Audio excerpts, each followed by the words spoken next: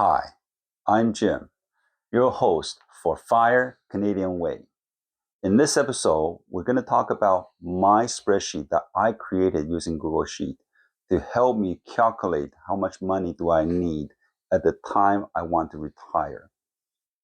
Before we get started, I want to make a disclaimer that I make this video for entertainment and educational purposes only. It's not meant as a financial advice. Please always consult with an investment professional before you make your investment decisions. Now let's get on the way. So as promised, I'm going to show you my sheet. So let's bring up my spreadsheet and we're going to talk about it.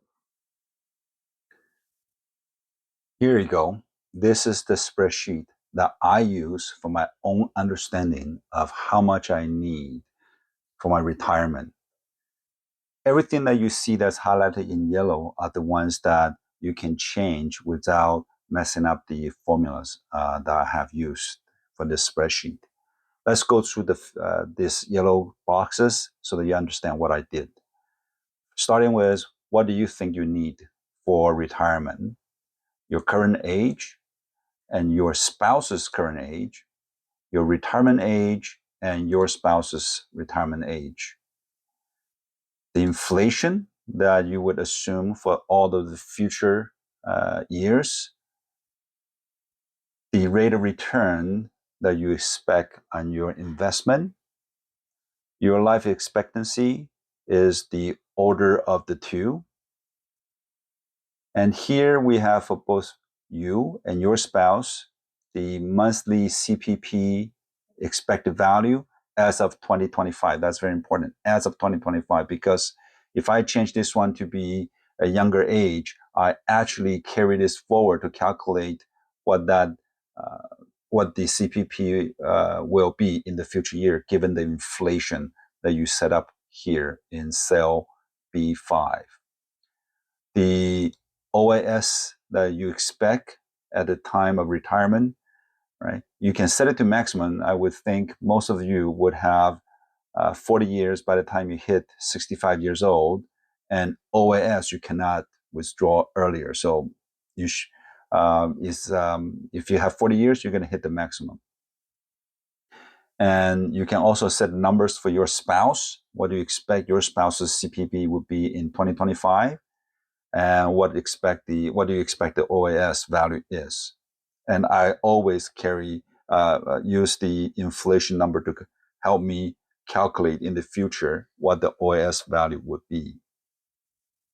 And I will also put in here, when do I expect to withdraw CPP for you and OAS for you and for your spouse as well.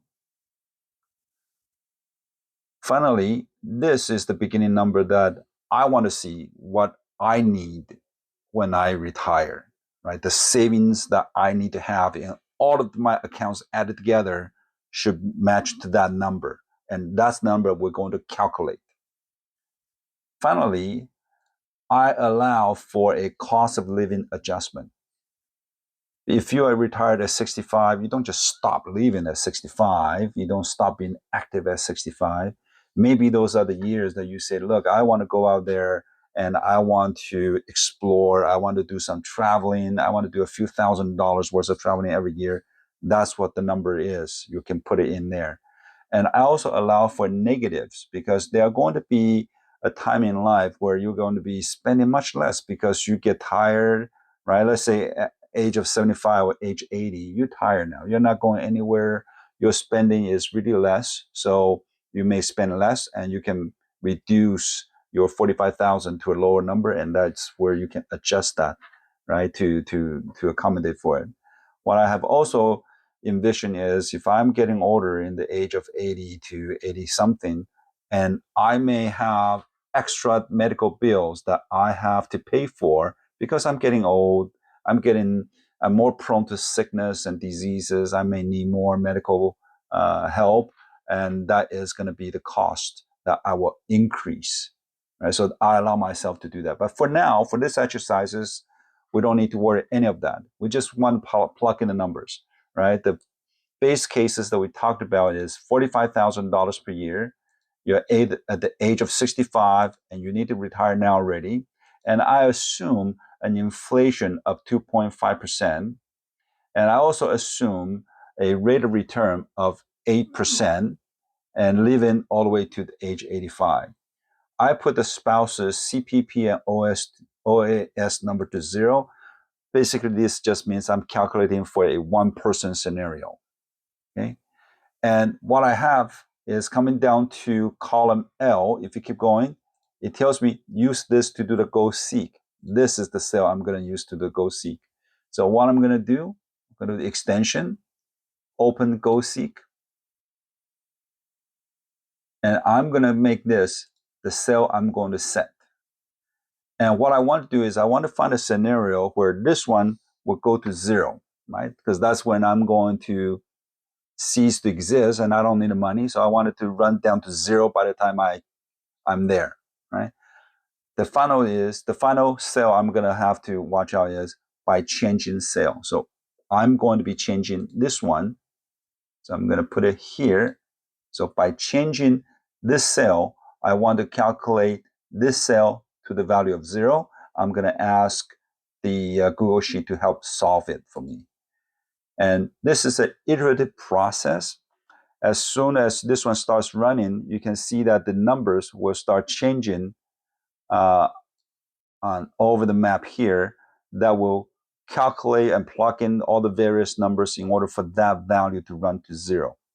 So let's take a look at that. Let me just come down here a little bit. And we can see that this one is now getting closer to 0 now. And we're getting very close to solving this equation. I can almost see that we need somewhere around $300 and some odd $1,000 in order for me to retire using this spreadsheet I calculated. So this is finished. So this one says, with all the assumption I have here in this on the top here, I would need somewhere around $350,000 to retire. Let me run another scenario.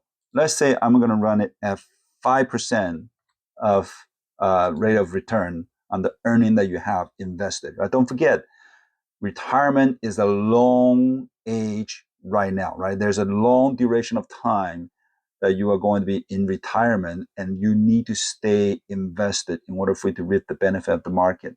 So, but for now, let me just say we are going to be conservative, and then we say when we go to retirement, we are going to rejig my investment, so my overall return is only at around 5%. Let's look at how much you need in order for you to retire at 65 as of now for that rate of return. I'm going to calculate. This is going to resolve the equation. You can see that it's changing already. The value is going up a little bit. Let me come down here, right? So this one is get in there. You can see that now by changing that from 8% to 5%, I am raising the stake of my retirement fund from roughly $350,000 to close to $450,000. So $100,000 got added just because of those rate of return changes. Recall in my previous episodes, I did talk about that, right? So this is what I did myself.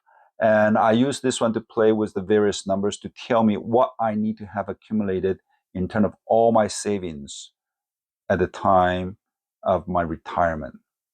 And if you write to me, I'll be very happy to share this with you, and you can take a copy and play with it yourself. So happy calculation and happy planning. I will talk to you next time.